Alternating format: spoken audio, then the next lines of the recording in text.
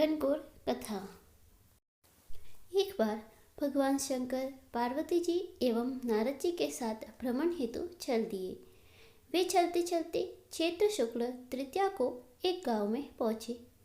उनका आना सुनकर ग्राम की निर्धन स्त्रियां उनके स्वागत के लिए थालियों में हल्दी अक्षत लेकर पूजन हेतु तुरंत पहुंच गई। पार्वती जी ने उनके पूजा भाव को समझकर सारा सुहाग रस उन पर छिड़क दिया। वे अटल सुहाग प्राप्त कर लौटी। धनी वर्ग की स्त्रियां थोड़ी देर बाद अनेक प्रकार के पकवान सोने चांदी के थालों में सजाकर पहुंची। इन स्त्रियों को देखकर भगवान शंकर ने पार्वती जी से कहा, तुमने सारा सुहाग रस तो निर्धन वर्ग की स्त्रियों को ही दे दिया, अब इन्हें क्या दोगी? पार्वती जी बोली, प्राणनाथ, उन स्त्रियों को ऊपरी पदार्थों से बना रस दिया गया है, इसलिए उनका रस धोती से रहेगा, परंतु मैं इन धनी वर्ग की स्त्रियों को अपनी उंगली चीरकर रक्त का सुहाग रस दूंगी, जो मेरे समान सौभाग्यवती हो जाएगी।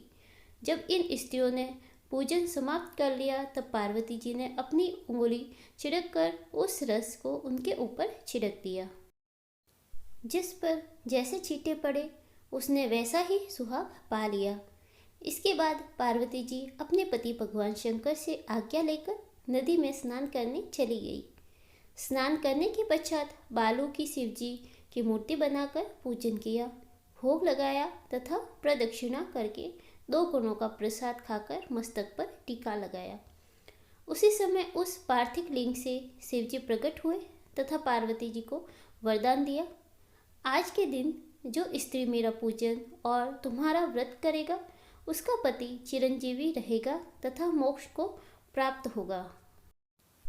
भगवान शिव यह वरदान देकर अंतर्ध्यान हो गए। इतना सब करते करते पार्वती जी को काफ़ी समय लग गया। पार्वती जी नदी के तट से चलकर उस स्थान पर आई जहाँ पर भगवान शंकर व नारद जी को छोड़कर गई थी। शिव जी ने विलंब से आने का कारण पूछा तो इस पर पार्वती जी बोली, मेरे भाई भावज नदी किनारे मिल गए थे। उन्होंने मुझसे दूध भात खाने तथा ठहरने का आग्रह किया, इसी कारण से आने में देर हो गई।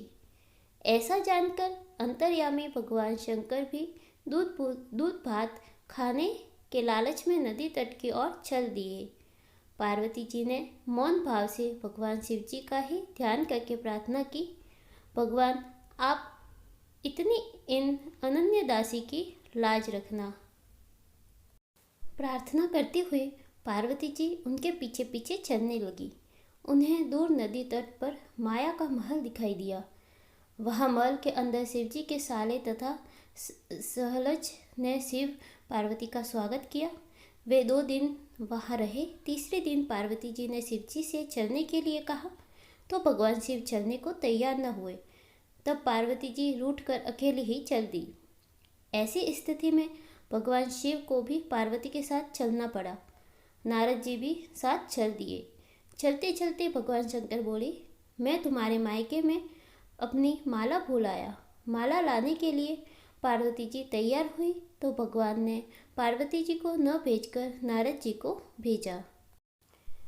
वहाँ पहुँचने पर नारद जी को कोई महल नजर नहीं आया।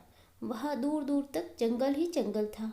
सहसा बिजली कौंधी। नारद जी को शिव जी की माला एक पेड़ पर टंगी दिखाई दी। नारद जी ने माला उतारी और शिव जी के पास पहुंचकर यात्रा कर कष्ट बताने लगे। शिव जी हंसकर कहने लगे, यह सब पार्वती जी की ही लीला है। इस पर पार्वती जी बोली, मैं किस योग्य हूँ, यह सब तो आपकी ही कृपा है। ऐसा जानकर महर्षि नारद जी ने माता पार्वती तथा उनके पतिव्रत प्रभाव से उत्पन्न घटना की मुक्त कंठ से प्रशंसा की।